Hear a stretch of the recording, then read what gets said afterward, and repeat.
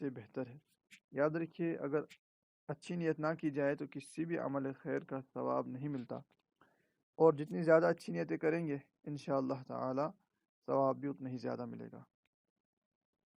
اور نیت کیجیے اللہ کریم کی رضا حاصل کرنے کے لیے اور ثواب کمانے کی خاطر علم دین حاصل کریں گے۔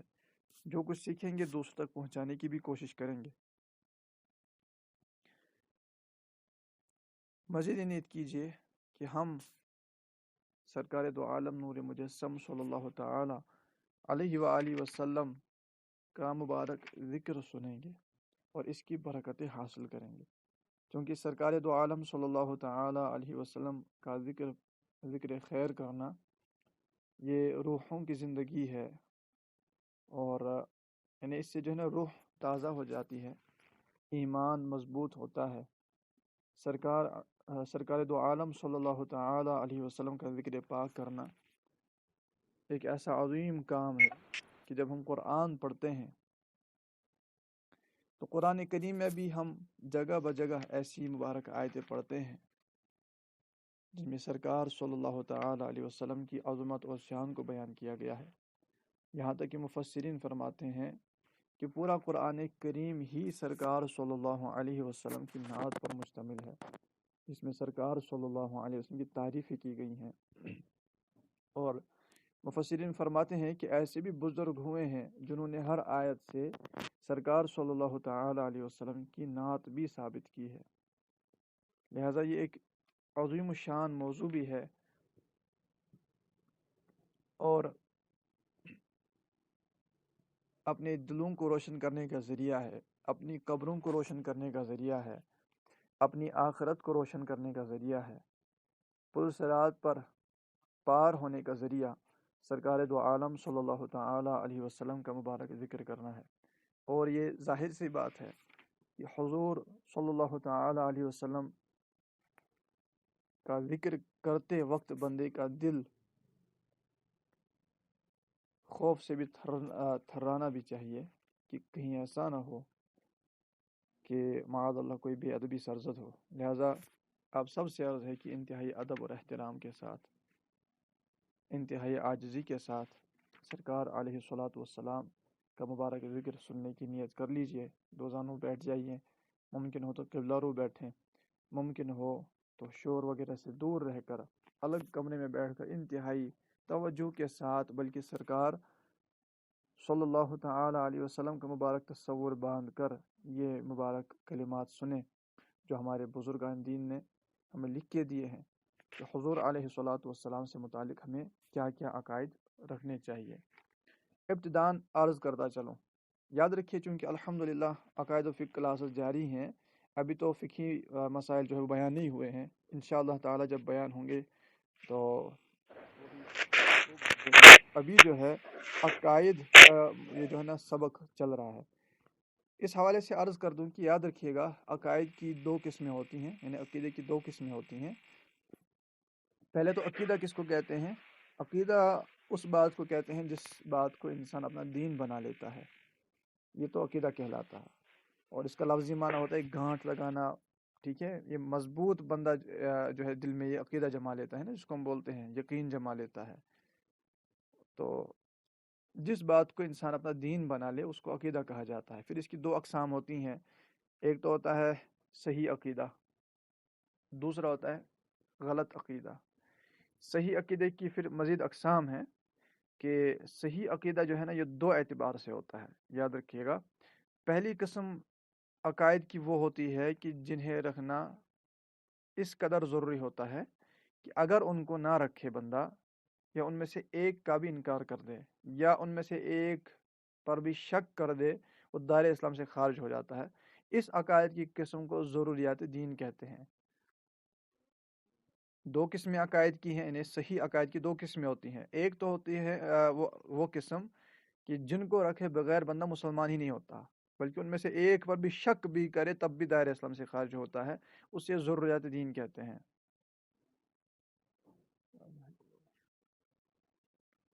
اور دوسری قسم صحیح عقائد کی وہ ہوتی ہے جن کا تعلق ضروریات مذہب اہل سنت سے ہوتا ہے۔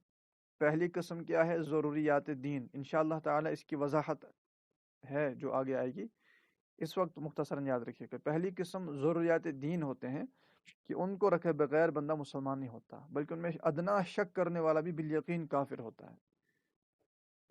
جیسے مثال کے طور پر اللہ تعالیٰ ایک ہے، مثال کے طور پر سرکار دو عالم صلی اللہ تعالیٰ علیہ وسلم آخری نبی ہیں، مثال کے طور پر اللہ تعالیٰ نے اپنے نبیوں کو بعض غیوب کا علم عطا فرمایا، مثال کے طور پر قرآن اللہ کا کلام ہے۔ یہ جو عقائد ہے نا، قرآن معجزہ ہے، تو یہ جو عقائد ہیں، اسی طرح نماز فرض ہے مسلمان پر، اسی طرح زکوٰۃ فرض ہے، حج فرض ہے،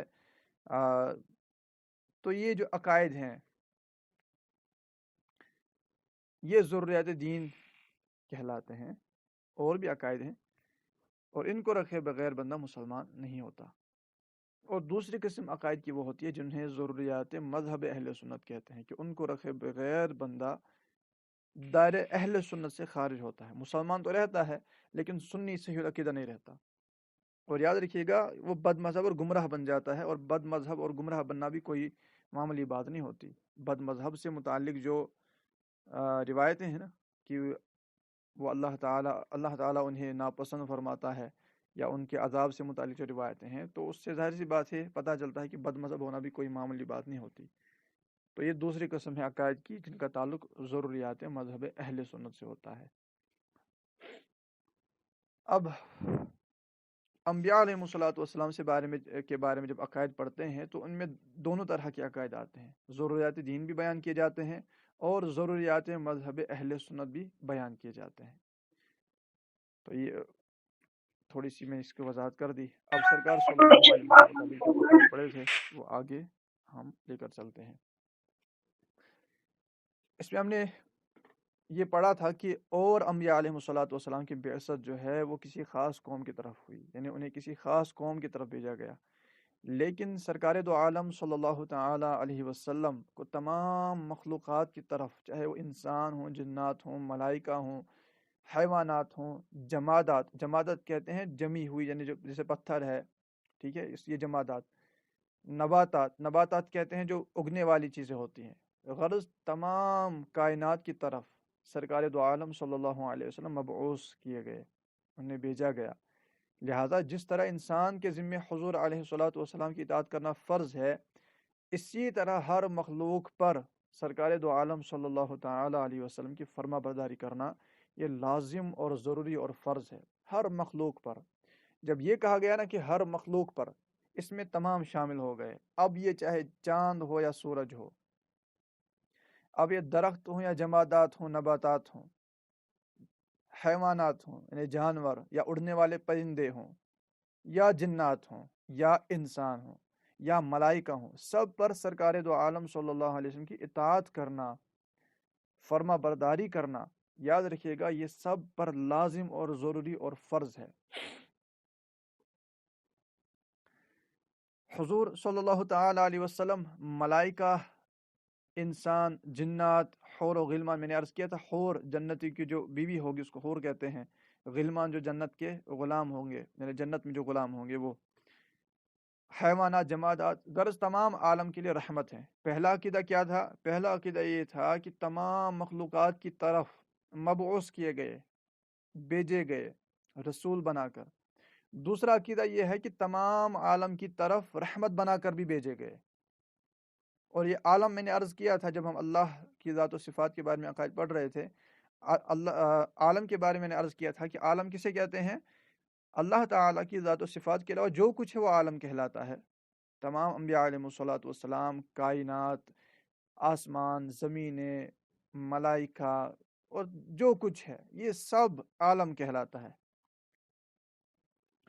سرکار دو عالم صلی اللہ تعالی علیہ وسلم تمام عالمین کی طرف رحمت بنا کر بھیجے گئے، اور اس کی میں نے بڑی وہ وضاحت بھی کی تھی کہ اس سے جو ایک نقطہ علماء کرام اخذ فرماتے ہیں کہ رحمت کی یعنی رحمت کے بغیر بندہ زندہ نہیں رہ سکتا۔ یہ جو بعض اوقات ہمیں کھانے پینے کی ضرورت ہوتی ہے نا،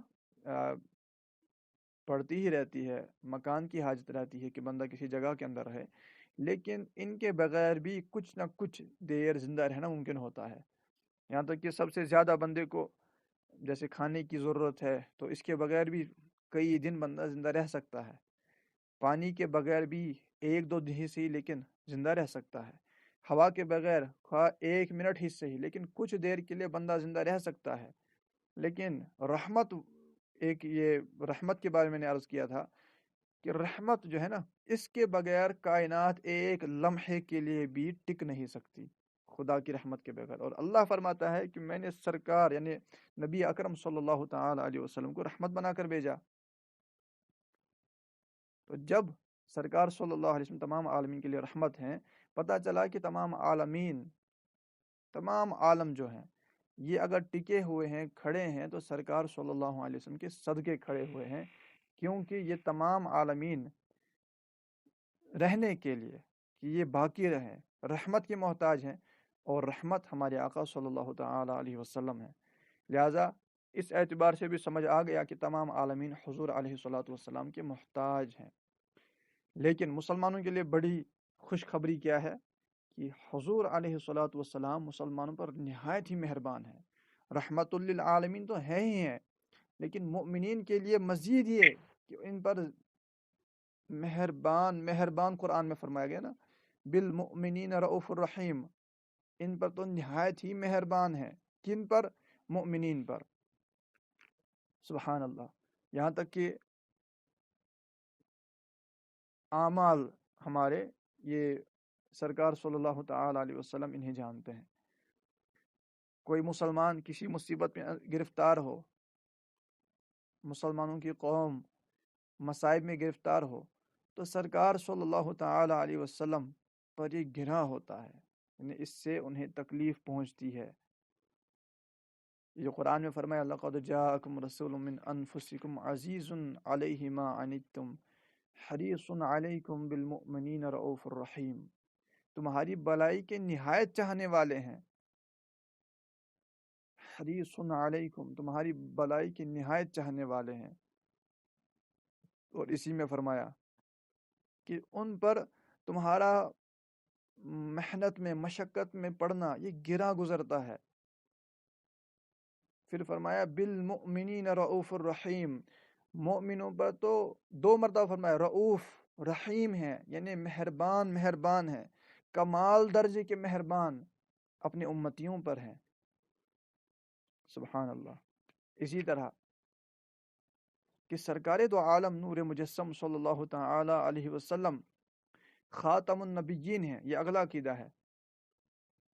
خاتم النبیین یعنی اللہ تعالیٰ نے سلسلہ نبوت سرکار صلی اللہ علیہ وسلم پر ختم کر دیا کہ حضور علیہ الصلوۃ والسلام کے زمانے میں یا بعد کوئی نیا نبی نہیں ہو سکتا۔ خاتم النبیین کے معنی یاد رکھیے گا، اس کے معنی یہ ہیں کہ اللہ تعالیٰ نے سلسلہ نبوت سرکار صلی اللہ علیہ وسلم پر ختم فرما دیا، نہ حضور کے زمانے میں صلی اللہ علیہ وسلم، نہ حضور کے بعد کوئی نیا نبی ہو ہی نہیں سکتا صلی اللہ تعالی علیہ وآلہ وسلم۔ اب اگر کوئی شخص یہ کہے، یاد رکھیے گا کہ حضور علیہ الصلوۃ والسلام کے زمانے میں یا حضور کے بعد صلی اللہ تعالی علیہ وسلم کسی کو نبوت ملنا اگر کوئی جائز مانے یا نبوت ملنا مانے، اس کو جائز سمجھے، وہ دائرہ اسلام سے خارج ہے۔ 2 چیزیں یہاں پہ ہے، ایک تو یہ ہے کہ نبوت ملنا مانے وہ تب بھی کافر ہے، یا جائز جانے تب بھی کافر ہے۔ دونوں جملوں میں کیا تفصیل ہے وہ سنیے گا۔ اگر کوئی شخص نبی پاک صلی اللہ علیہ وسلم کے زمانے میں یا حضور علیہ الصلوۃ والسلام کے بعد کسی کو نبوت ملنا مانے کہ ہاں نبوت تو دی گئی فلاں کو، فلاں تو نبی بن گیا، جسے قادیانی کہتے ہیں، بالاتفاق وہ دائرہ اسلام سے خارج ہے، کافر مرتد ہے کہ نبوت ملنا مانتا ہے۔ اب کوئی نبوت ملنا نہیں مانتا کہ یار نبوت تو نہیں ملے گی، لیکن جائز جانتا ہے، جائز جاننے کا مطلب یہ کہ ہاں مل سکتی ہے، کہتا ہے کہ نہیں ملی تو کسی کو نہیں ہے، لیکن نبوت مل سکتی ہے کسی کو۔ حضور علیہ الصلوۃ والسلام کے بعد کسی کو نبوت تو نہیں ملی، اگر کوئی اس طرح کہتا ہے نہیں نہیں نبوت تو نہیں ملی، میں تو نہیں مانتا کسی کو نبوت ملی، لیکن مانتا یہ ہے کہ نہیں مل تو سکتی ہے، یہ جو مل تو سکتی ہے نا، یہ بھی صریح کلمہ کفر ہے، وہ دائرہ اسلام سے خارج ہوگا۔ اسی کو کہتے ہیں کہ نبوت ملنا مانے کہ ہاں نبوت تو ملی کسی نہ کسی کو معاذ اللہ، تب بھی کافر ہے، یا جائز سمجھے تب بھی کافر ہے۔ اور اسی عقیدے کی بنیاد پر سیدی اعلیٰ حضرت امام اہل سنت الشاہ امام احمد رضا خان رحمۃ اللہ تعالی علیہ نے ایک مخصوص طبقے کے ایک فرد کو، جس نے نبی پاک صلی اللہ علیہ وسلم کے بعد نیا نبی یعنی نبوت ملنا جائز قرار دیا کہ مل سکتی ہے، اس وجہ سے سیدی اعلیٰ حضرت رحمۃ اللہ علیہ نے اس پر حکم کفر ارشاد فرمایا۔ اور ظاہر سی بات ہے، میں نے بارہا عرض کیا ہے کہ مفتی جب کسی پر حکم کفر لگاتا ہے وہ اپنی منمانی کے اعتبار سے نہیں کرتا، جبکہ صحیح العقیدہ مفتی ہو، اگر بد مذہب ہو تو وہ تو پھر اپنے گھر کے فتوے بھی جھاڑتا رہتا ہے مسلمانوں پر، اس کا تو اعتبار ہی نہیں ہے نا۔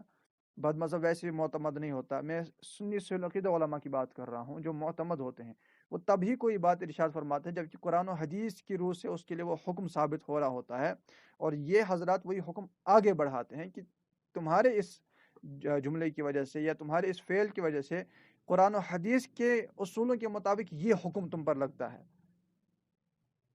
اب مثال میں اس کی عرض کرتا ہوں، ظاہر سی بات ہے ہمارے لیے علماء کرام کا احترام سمجھنا بھی بہت زیادہ ضروری ہے ایمان کے تحفظ کے لیے۔ حدیث پاک کے اندر میں آپ کو بتاتا ہوں مطلب ہمارا دین ہمیں کیا کہتا ہے، اور جو آج کل ہم معاملات دیکھ رہے ہیں وہاں پہ ہمیں کیا سیکھنے کو ملتا ہے، بڑی حیرت ہوتی ہے۔ حدیث پاک میں تو اتنا تک فرمایا گیا، اس کا مفہوم خلاصہ یہ ہے کہ صبح اس حالت میں کر یا تو خود عالم ہو، صبح اس حالت میں کر یا تو خود عالم ہے یا متعلم ہے طالب علم ہے، یا علم کی باتیں سننے والا ہے۔ کتنے ہو گئے؟ 3 درجات، یا تو عالم ہے یا متعلم ہے یا علم کی باتیں سننے والا ہے۔ چوتھا ارشاد فرمائے یا علماء سے محبت کرنے والا ہے۔ 4 چیزیں ڈائریکٹ علم اور علماء کے حوالے سے روایت ہے، اور فرمائے کہ 5واں نہ ہونا کہ ہلاک ہو جائے گا۔ اب وہ بندہ جو نہ خود عالم ہے، نہ طالب علم ہے، نہ علم کی باتیں سنتا ہے، نہ اس کے دل میں علماء کی محبت ہی ہے، بالکل منقطع ہے علماء سے، ایسا شخص کیا 5واں فرمائے کہ 5واں نہ ہونا ورنہ ہلاک ہو جاؤ گے۔ یہ حدیث پاک اس کا خلاصہ عرض کر رہا ہوں۔ پتہ چلا کہ علماء کرام سے مربوط رہنا ہمارے لیے لازم ہے، محتاج ہیں علماء کے، حتیٰ کہ جنت میں بھی بندہ علماء کا محتاج ہوگا۔ اور ظاہر سی بات ہے جب علماء کہیں گے تو ظاہر سی بات ہے سنی صحیح العقیدہ کی بات ہوگی۔ اگر بد مذہبوں کا کوئی فرفر عربی بولنے والا ہو، کتابیں حفظ کی ہوئی ہوں اور قرآن کا حافظ کہلاتا ہو، مفتی کہلاتا ہو، وہ عالم ہی نہیں ہے، ورنہ تو ابلیس کو بھی عالم ماننا پڑے گا، عالم دین ماننا پڑے گا معاذ اللہ۔ تو بد مذہب ہرگز عالم دین نہیں ہوتا، کیوں؟ اس کے پاس ادب نہیں ہوتا انبیاء علیہ الصلوۃ والسلام کا، اس کے پاس ادب نہیں ہوتا اولیاء کاملین کا۔ ابلیس کے پاس تو علم بہت تھا لیکن نبی کی گستاخی کی، وہ عالم دین نہیں کہلاتا۔ لہٰذا جب بھی عالم کہا جائے گا، یہ جو کہا جاتا ہے کہ علماء انبیاء کے وارث ہیں، ظاہر سی بات ہے وارث کس کو کہیں گے ہم؟ کیا معاذ اللہ انبیاء علیہ الصلوۃ والسلام کی تعلیمات، سرکار صلی اللہ علیہ وسلم کی جو تعلیمات ہیں، ان سے لوگوں کو ہٹانے والا، جو عقائد سرکار صلی اللہ علیہ وسلم نے امت کو سکھائے، ان سے ہٹانے والے کو، بھلے وہ عربی فرفر بولتا ہے، کیا اس کو نبی کا وارث قرار دیں گے ہم؟ یا وہ نائب ابلیس ہے؟ سمجھنے کی بات ہے نا، صحیح عقائد سے ابلیس ہٹاتا ہے، لہٰذا اگر انسانوں میں کوئی صحیح عقائد سے ہٹانے کی کوشش کرتا ہے وہ نائب ابلیس ہے، اور اگر کوئی صحیح راستے پر، صحیح عقائد پر گامزن کرتا ہے، عالم دین ہے، اس کو کہیں گے کہ یہ اس نے وراثت حاصل کی ہے انبیاء علیہ الصلوۃ والسلام کی، علم حاصل کیا ہے۔ لہٰذا اب یہاں پر جو جملہ ہے جس پر اعلیٰ حضرت رحمۃ اللہ تعالی نے ایک مخصوص طبقے کے ایک بدبخت کو حکم کفر ارشاد فرمایا کہ اس نے نبی پاک صلی اللہ علیہ وسلم کے بعد نبوت ملنا یہ جائز قرار دیا تھا۔ اور ظاہر سی بات ہے جائز قرار دے یا ملنا مانے دونوں صورت ایک کفر ہے، یہ 2 نقطے یہاں پہ ان کو ذہن میں رکھیے گا۔ اور 2 نقطے اس کے اوپر بھی میں نے بیان کیے کہ خاتم النبیین کا مطلب کہ حضور علیہ الصلوۃ والسلام کے زمانے کے اندر بھی اگر کسی کو نبوت ملنا مانتا ہے تب بھی کافر ہے، یا حضور علیہ الصلوۃ والسلام کے بعد کسی کو نبوت ملنا مانتا ہے تب بھی کافر ہے۔ اور نبوت ملنا نہیں مانتا، جائز مانتا ہے، نہیں نبوت تو کسی کو نہیں ملی، جائز مانتا ہے کہ نہیں مل تو سکتی ہے، تب بھی کافر ہے۔ لہٰذا یہ ایسا حتمی قطعی عقیدہ ہے کہ نہ حضور علیہ الصلوۃ والسلام کے زمانے کے اندر، نہ نبی پاک صلی اللہ علیہ وسلم کے زمانے کے بعد نہ کسی کو نبوت ملی اور نہ ہی مل سکتی ہے، نہ کسی کو ملی اور نہ ہی مل سکتی ہے، مطلب ہو ہی نہیں سکتا، یہ ممکن ہی نہیں ہے کہ حضور نبی پاک صلی اللہ علیہ وسلم کے بعد کوئی نیا نبی آئے۔ اب یہاں پر سیدنا عیسیٰ علیہ الصلوۃ والسلام چونکہ نزول فرمائیں گے قرب قیامت میں آسمان سے، تو وہاں پہ کیا تفصیل ہے، وہاں پہ کیا عقیدہ رکھنا ہے؟ دیکھیں، یہی فائدہ ہوتا ہے الحمدللہ جب ہم علماء اہل سنت سے مربوط رہ کے عقائد سیکھتے ہیں، ان کی کتابیں پڑھتے ہیں، تو سمجھ آ جاتی ہے بات کی اور واضح مسائل کیا ہیں۔ حضرت سیدنا عیسیٰ روح اللہ علی نبینا علیہ الصلوۃ والسلام جو آسمان سے تشریف لائیں گے، نزول فرمائیں گے، یاد رکھیے گا وہ نئے نبی نہیں ہیں، وہ پہلے سے ہی تو نبی ہیں۔ اور یہاں پر دوسری بات یاد رکھیے گا، نبی سے نبوت زائل نہیں ہوتی۔ اب ظاہر سی بات ہے، آپ میں سے بہت کو پتا ہوگا کہ وہ اس وقت سرکار صلی اللہ تعالی علیہ وسلم کی امتی کی حیثیت سے تشریف لائیں گے، یعنی قرآن پاک کی تعلیمات کو عام فرمائیں گے، انجیل مقدس کی تعلیمات کو عام نہیں کریں گے، قرآن پاک کی تعلیمات کو عام کریں گے۔ لیکن یہاں پر یہ مطلب نہیں ہے کہ معاذ اللہ ان سے نبوت جو ہے وہ ختم کر لی گئی، اب وہ صرف امتی بن کے آئیں گے، نہیں، نبی تو وہ ہیں لیکن پہلے سے ہی نبوت ان کو دی جا چکی ہے۔ ایسا نہیں کہ وہ سرکار صلی اللہ علیہ وسلم کے بعد ان کو نئے سے نبوت عطا کی گئی، وہ نبی نہیں تھے اور نئے سے کسی بندے کو نبوت دی گئی، ایسا تو کچھ نہیں ہے۔ ابھی تو ہم نے پڑھا کہ ایسا ہو ہی نہیں سکتا، جو ایسا عقیدہ رکھے وہ کافر ہے۔ وہ پہلے سے نبی ہیں، دوبارہ دنیا میں تشریف لائیں گے، تو یہ نئی نبوت ملنا نہیں ہے، بلکہ پہلے سے جو نبی ہے ان کو دوبارہ بھیجا گیا، ٹھیک ہے، اور تعلیمات قرآن پاک کی عام فرمائیں گے۔ لہٰذا یہاں پہ ختم نبوت کے عقیدے پہ کوئی کسی قسم کا اثر نہیں پڑتا، بلکہ پہلے سے ہی نبی ہیں جو دوبارہ تشریف لائیں گے۔ اور یہ بھی یاد رکھیے گا یہاں پر جو باریک نقطہ ہے، کہیں ایسا نہ ہو کہ کوئی عقیدہ یہ رکھ لے کہ معاذ اللہ ان سے نبوت ختم کر لی جائے گی اور خالی امتی بن کے، تو ایسا نہیں ہے، بلکہ نبی تو وہ ہوں گے لیکن پہلے سے ان کو نبوت دی جا چکی ہے۔ اگر کوئی کسی نبی کے بارے میں عقیدہ رکھے کہ معاذ اللہ کسی نبی سے نبوت سلب ہو گئی، وہ دائرہ اسلام سے خارج ہے، ہم نے وہ عقیدہ پڑھا تھا کہ نبوت کو زوال نہیں ہوتا، نبوت سلب نہیں ہو سکتی۔ ہاں، ولایت جو ہے وہ بعض اوقات کسی سے سلب کر لی جاتی ہے، لیکن نبوت جس کو دی گئی تو دی گئی، اسے سلب نہیں کیا جائے گا۔ یہ عقائد ذہن میں رکھیے گا۔ قرآن پاک میں اللہ تبارک و تعالی ارشاد فرماتا ہے، ما کان محمد ابا احد من رجالکم ولکن رسول اللہ وخاتم النبیین، جس میں ختم نبوت کا تذکرہ ہے۔ اسی طرح سرکار صلی اللہ علیہ وسلم کی احادیث بھی اس پر ثابت ہیں۔ اب آج کے ہمارے کشمیر کے اندر بھی یہ جو فرقہ باطلہ ہے، بدبخت لوگ جو خود کو ظاہر سی بات قادیانی کہتے ہیں، نبی پاک صلی اللہ علیہ وسلم کی ختم نبوت کے منکر ہیں اور صراحتاً منکر ہیں۔ زبان سے اگر یہ کہہ بھی دینا کہ ہم ختم نبوت مانتے ہیں، لیکن یہاں پہ یاد رکھیے گا، میں نے اتنی تفصیل جو بیان کی، یاد رکھیے گا اس بات کو کہ اگر کوئی شخص اس بات کا دعویٰ کرے کہ میں مثال کے طور پر ختم نبوت مانتا ہوں، اس بات کا دعویٰ کرے، لیکن اس سے جب پوچھا جائے کہ آپ کیا ختم نبوت مانتے ہیں، ذرا ہمیں سمجھائے، تو وہاں سے جب وہ ڈیٹیل بیان کرتے ہیں نا، تو پتہ چلتا ہے یہ تو کوئی اور ہی کہانی بک رہا ہے، یہ تو وہ معنی بیان ہی نہیں کر رہا ہے جو مسلمانوں میں متواتر یعنی بالکل چلے آ رہے ہیں، جو فقہا نے بیان کیے، جو قرآن و حدیث سے ثابت ہے، یہ تو وہ مطلب ہی بیان نہیں کر رہا ہے، بس ختم نبوت کے لفظ لے لیے ہیں، ان الفاظ کو تو کہہ رہا ہے کہ میں مان رہا ہوں، لیکن معنی جب دیکھتے ہیں تو کچھ اور ہی نکال لیے ہیں۔ لہٰذا جب ختم نبوت کے معنی ہی یہ پھیر رہا ہے، وہ بیان ہی نہیں کر رہا جو عقیدہ ہے، پتہ چلا کہ یہ تم دراصل اصل عقیدہ کا انکار کر رہا ہے اور اس نے ختم نبوت کسی اور چیز کو سمجھ لیا ہے۔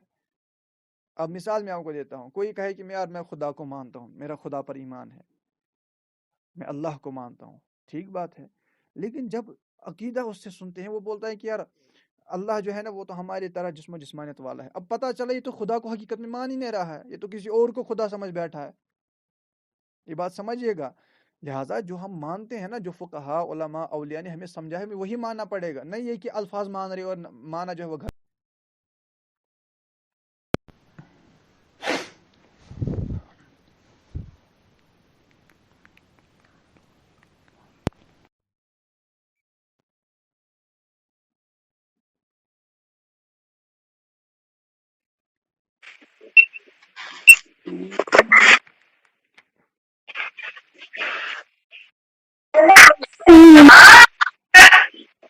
ختم کیا. صلو علی الحبیب صلی اللہ تعالی علی محمد صلی اللہ تعالی علیہ وآلہ وسلم. توبو الی اللہ استغفر اللہ. استغفر. صلو علی الحبیب صلی اللہ تعالی علی محمد صلی اللہ علیہ وسلم.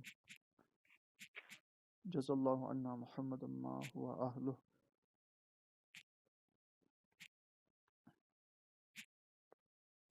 تو یہاں پر جو میں بیان کر رہا تھا، اس بات کو ہمیشہ ذہن میں رکھیے گا، یہ انتہائی اہم مسئلہ ہے کہ اگر کوئی دعویٰ تو یہ کر رہا ہے کہ یار میں مانتا ہوں، میں خدا کو مانتا ہوں، میں اللہ پر ایمان لاتا ہوں، ٹھیک ہے، لیکن جب سنتے ہیں وہ وہاں سے کچھ الگ ہی مسائل بیان کر رہے ہیں، نہیں جی اللہ تعالی ہماری طرح جسم و جسمانیت والا ہے، معاذ اللہ، یہ تو کفر بکرا ہے. اب کوئی کہے مثال کے طور پر، یہ یاد رکھیے گا، یہ انتہائی اہم مسئلہ عقیدے کے حوالے سے ہے. یہ جو یہ دیکھ رہے نا قادیانی ہے، فلاں بلا ہے، فلاں چیز ہے، لوگ پھر جو عام لوگ وہ بولتے ہیں یار یہ بھی تو نماز مانتے ہیں، یہ بھی تو خدا کو ہی مانتے ہیں. ان بیچاروں کو پتہ نہیں ہوتا کہ علماء اہل سنت کس وجہ سے روک رہے ہیں. اب مثال کے طور پہ نماز ہے، کوئی بولے یار میں نماز کو مانتا ہوں، نماز بالکل فرض ہے. اچھی بالکل ظاہر سی بات ہے، اس کو فرض مانے بغیر بندہ مسلمان نہیں ہوگا. لیکن جب اس سے پوچھتے آپ کیا نماز کو کیا فرض مانتے ہو، وہ بولتا ہے نماز میرے نزدیک یہ ہے کہ دل میں خدا کو یاد کرو، یہی نماز ہے. وہ بندہ دائرہ اسلام سے خارج ہے، کافر ہے، مسلمان نہیں ہے، کیونکہ اس نے تو نماز کا انکار کر دیا. یہ کہاں سے آیا کہ بس دل میں خدا کو یاد کرو یہی نماز ہے؟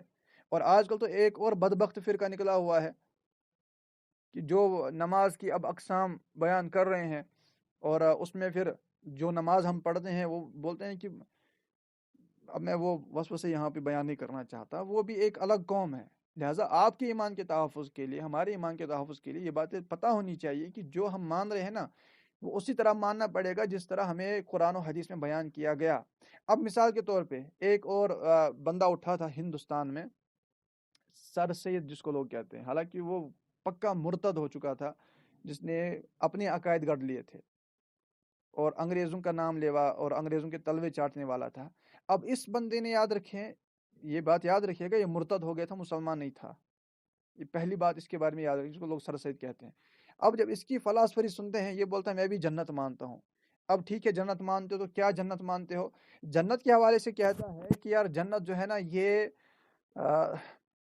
جنت جو ہے نا یہ ایک خوشی کی کیفیت کا نام ہے، کہ بندہ تھوڑا خوش ہو جائے، اس کو جنت کہتے ہیں. اللہ کے بندے کس نے تمہیں کہا کہ یہ جنت ہے؟ جنت کی وجود کا تو انکار ہے، اور جو جنت کا انکار کرے وہ قرآن کا منکر ہے، کیونکہ قرآن میں جنت کا تذکرہ ہے. اب مسلمان تو نہیں رہا نا. اس نے کہا کہ دوزخ جو ہے نا یہ تھوڑی بہت جو بندے کو تکلیف کی کیفیت ہوتی ہے اس کو دوزخ کہتے ہیں. استغفر اللہ. قرآن میں دوزخ کے وجود کا بیان ہے، احادیث میں دوزخ کے وجود کا بیان ہے. اب سر سید ہندوستان سے اٹھا بدبخت اور کہنے لگا نہیں دوزخ جو ہے نا یہ سب ایسے، یہ قرآن و حدیث میں بس دوزخ تھوڑی بہت انسان کو تکلیف کی کیفیت ہو جائے نا اس کو دوزخ کہتے ہیں. اب ظاہر سی بات ہے اس کو تو پتہ چلا ہوگا نا دوزخ کس کو کہتے ہیں، کیونکہ اس نے بالکل صراحتاً دوزخ کا انکار کیا. اور جو بندہ دوزخ کا بھی منکر ہو، مطلقاً انکار کرے کہ دوزخ کوئی شے ہے ہی نہیں، وہ دائرہ اسلام سے خارج ہے. ایمان رکھنا ضروری ہے کہ جنت بھی ہے، دوزخ بھی ہے، قرآن میں تذکرہ ہے. فرشتوں کا اس نے انکار کر دیا، اے جی فرشتے جو ہے نا یہ بس نیکی کی قوت کا نام فرشتہ ہے، کمال ہے. ملائکہ کا بیان قرآن میں ہو رہا ہے، ملائکہ کا بیان احادیث میں ہو رہا ہے. ملائکہ کے سردار حضرت جبریل امین علیہ السلام وحی لے کر تشریف حاضر ہو رہے ہیں سرکار علیہ الصلوۃ والسلام کی بارگاہ میں. ملائکہ پر ایمان لانا ضروریات دین سے ہے، بالکل ان کا وجود ہے، نورانی مخلوق ہے، ان کے عقائد ان کے بارے میں علماء نے بیان کیے ہیں. یہ بندہ ان سے اٹھا نہیں ملائکہ کچھ نہیں ہوتے، بس یہ جو ہے نیکی کی قوت کو کہتے ہیں، بندے میں جو طاقت پیدا ہوتی ہے نا نیکی کرنے کی، بس یہ فرشتے ہوتے ہیں. یہ وجود فرشتے ملائکہ کا صراحتاً انکار ہے، جو صریح کھلم کھلا کفر ہے. اب اس کے یہ بولنے سے کہ میں ملائکہ کو مانتا ہوں یہ قابل اعتماد نہیں ہوگا، اس کا کوئی فائدہ نہیں ہوگا. اسی طرح جنات کے بارے میں بکواس کرنے لگا کہ جنات جو ہے نا یہ جو بدی کی قوت انسان میں ہوتی ہے نا گناہ کرنے کی، یہ جنات ہیں. معاذ اللہ ثم معاذ اللہ. حالانکہ جنات کے وجود پر تو قرآن نے آیت ہے من الجنت والناس، ہم ہر روز پڑھتے ہیں سورہ. جنات کا وجود ماننا یہ ضروری ہے، ضروریات دین سے ہے، کیونکہ قرآن میں جنات کا تذکرہ ہے۔ جو جنات کا مطلقاً وجود کر دے، انکار کر دے نا ان کے وجود کا، کہ یار جنات کوئی شے ہوتی ہی نہیں ہے، اس طرح اگر کوئی کہے، میں یہاں پہ آپ کو محتاط بھی کر رہا ہوں کہ بعض اوقات بچوں کو ان کے دل سنبھالنے کے لیے بعض لوگ شاید کہہ دیتے ہوں یار نہیں نہیں ڈرو مت بیٹا، جن کچھ نہیں ہوتا۔ معاذ اللہ، اگر مطلقاً انکار کر رہا ہے نا وجود جنات کا، وہ دائرہ اسلام سے خارج ہوگا۔ بچوں کو بہلاتے وقت بھی پتہ ہونی چاہیے میں کیا بول رہا ہوں، یہ نہیں کہ تم کفر بک دو اور بچوں کو بہلانے کا بہانہ کر دو سر سید کی طرح، نہیں جنات تو کچھ نہیں ہوتے، بس بدی کی قوت کا نام جو ہے وہ جنات ہوتے ہیں۔ یہ بدبخت کفری عقیدہ پھیلا پھیلا کے مرا تھا، اور ہماری اردو کتاب میں آج اس کو ہیرو بنا کے پیش کیا تھا، کیوں یہ انگریزوں کے تلوے چاٹتا تھا۔ لہٰذا میں تمام آپ سب سے گزارش کرتا ہوں خدا کے لیے، عقائد جو ہے نا ان کو، میں نے کہا تھا نا آپ کو کہ عقائد ٹل نہیں سکتے، ان پہ بندہ مستقیم عقیدہ کہتے ہیں اس بات کو ہے جس بات کو انسان مضبوط کر لے دل میں کہ میرا دین ہے۔ جو گانٹھ لگاتے ہیں نا، اس کا عقد بند جانا، جب ہم کہتے ہیں نا عقد نکاح، یہ بند گئے نکاح کے رشتے کے اندر، یہ بند ہو جاتا ہے، ٹھیک ہے، یہ مضبوط بن جاتا ہے۔ لہذا جو ہمارے عقائد ہے، بنیادی عقائد، اب کوئی دنیا کا سر سید نامی اٹھے یا کوئی اور بندہ اٹھے، ہمارے عقیدے کو ہم سے ٹال نہیں سکتا، ہم اپنے عقیدے پہ مستقیم رہیں گے۔ اور استقامت یاد رکھیے گا، یہ بہت بڑی شے ہوتی ہے، کرامت سے بڑھ کر استقامت ہوتی ہے۔ یہ نہیں کہ 15 سال صحیح عقائد پہ رہا اور 16ویں سال کوئی گمراہانہ جملہ بکا تو ہم اس کے پیروی کرنا شروع کر دیں گے، اس کو پھر بھی ہیرو ماننا شروع کر دیں گے۔ 40-50 سال مسلمان کی خدمت کرتا رہا اور 60ویں سال کوئی کفر بکا اور ہم اس کے کفر کی بھی پیروی کریں گے۔ مسلمان اس چیز کا نام نہیں ہوتا، مسلمان ایسا نہیں ہوتا، وہ ہمیشہ پہلے عقیدے کو سامنے رکھتا ہے کہ عقیدہ یار ہٹ نہیں سکتا، یہ بندہ جو سامنے ہے یہ اہل سنت کے عقائد کے مطابق ہے کہ نہیں ہے۔ اگر ہٹا ہے تو ہم اس بندے کی کیا تعظیم کریں گے، وہ کسی لائق نہیں ہے، اب کسی کام کا نہیں ہے وہ، کیونکہ عقائد ٹل نہیں سکتے۔ یاد رکھیے گا، عقیدہ اپنی جگہ مستحکم کھڑے ہوتے ہیں، مضبوط ہوتے ہیں، عقائد کے ذریعے ہی بندہ جنت میں جائے گا، صحیح عقائد کے ذریعے۔ اور یہ بھی عرض کر چکا ہوں کہ ولایت بھی سلب ہو سکتی ہے، لہٰذا اگر آپ کے سامنے بظاہر کوئی ولی بن بیٹھا ہو اور بکتا کفریات ہو، گمراہانہ جملے بکتا ہو، صحابہ کرام علیہم رضوان کی توہینیں کرتا ہو، وہ اب ولی نہیں ہے، وہ تو گمراہ ہو گیا نا، کیونکہ ولایت سلب ہو سکتی ہے۔ بڑے بڑے اولیاء کے بارے میں واقعات ملتے ہیں، ان سے ایمان تک سلب ہو گیا۔ ہم کس دنیا میں جی رہے ہیں؟ کیا ہم نے یہ حقیقتیں نہیں پڑھی ہیں؟ ہم کیا پڑھ رہے ہیں پھر؟ ہم نے قرآن سے پھر کیا دیکھا ہے؟ کوئی بھی کسی کو ہیرو بنا کے پیش کیا گیا، پتہ چلتا ہے کہ یہ بندہ تو جنت کا ہی منکر ہے، یہ بندہ تو صحابہ کرام علیہ رضوان پر اعتراضات کرتا ہے، یہ بندہ تو فلاں فلاں گمراہانہ بات میں مبتلا ہے، تو کہے کا ہیرو؟ کیسا ہیرو؟ ہمارے ہیرو فقط وہ ہوتا ہے، جیسے ہمارے امیر علیہ السلام فرماتے ہیں نا کہ جو سرکار صلی اللہ علیہ وسلم کا غلام ہے نا، اور حقیقی معنی میں غلام ہے، وہ ہمارے سر کا امام ہے، وہ ہمارے سروں کا تاج ہے، وہ ہمارا امام ہے، جب کہ وہ حقیقتاً غلام ہو، نہیں کہ گمراہوں میں ان میں ہو گیا ہو، گمراہ کی درختہ ہو۔ لہٰذا یہ جو ہے کہ خاتم النبیین کا معنی جو ہم نے ابھی سمجھے، یاد رکھیے گا، یہی عقیدہ رکھنا ہے۔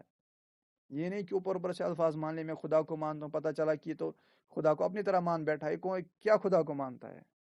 کیا خدا ہم جیسا ہے؟ معاذ اللہ، اس کا مطلب پتہ چلے بندہ مسلمان ہی نہیں ہے۔ ہاں میں جنت کو مانتا ہوں، دوزخ کو مانتا ہوں، پتہ چلا کہ یہ تو بس اپنی کیفیت کے نام کو دوزخ کہہ رہا ہے، منکر ہے دوزخ کے وجود کا۔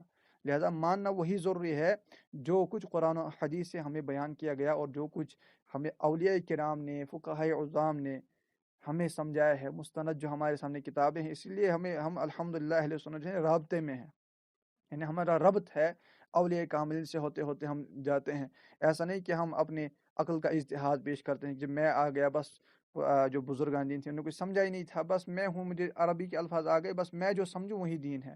ہم الحمدللہ اہل سنت کے طریقہ کار نہیں ہوتا، ہم الحمدللہ اللہ کے فضل و کرم سے اولیاء کرام کے سامنے آنکھیں بند رکھتے ہیں کہ جو یہ فرمائیں گے بالکل یہی جو ہے قرآن و حدیث کی تعلیمات فرمائیں گے، یہ ہمیں انشاءاللہ تعالی جنت کی طرف لے کے جائیں گے۔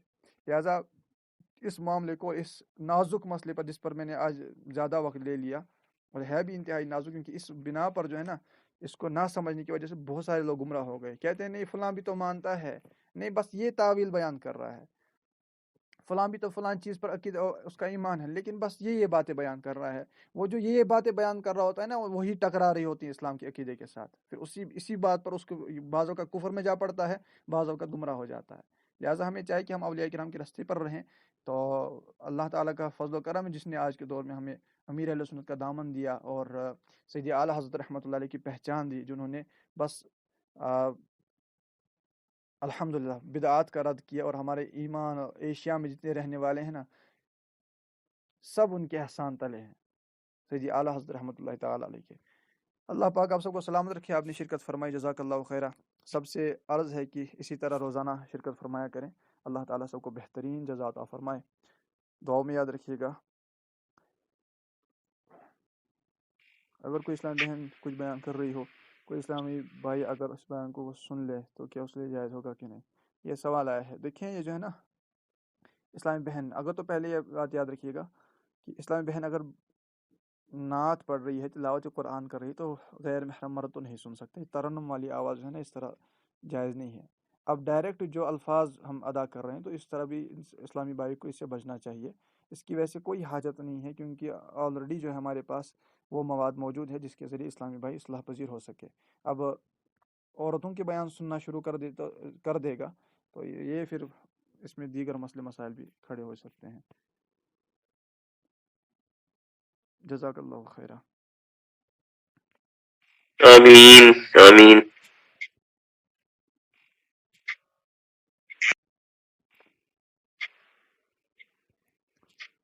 السلام علیکم ورحمۃ اللہ تعالی وبرکاتہ.